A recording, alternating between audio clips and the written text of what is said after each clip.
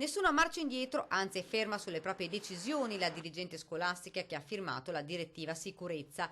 I genitori o una persona delegata devono andare a prendere i propri figli minorenni al termine delle lezioni.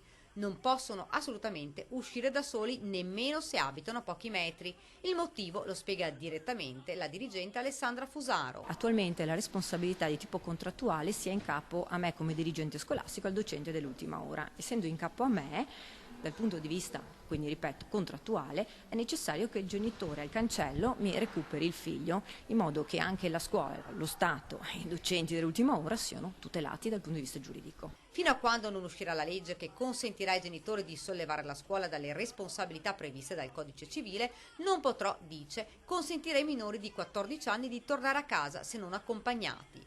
La legge dovrebbe uscire entro fine anno, da gennaio, insomma i genitori potrebbero firmare la liberatoria. Fino ad allora la situazione rimarrà così, per i genitori un problema non da poco. Io avevo il ragazzo che andava in bici e adesso bisogna andarlo a portare e prendere perché può andare in bici ma non può tornare in bici.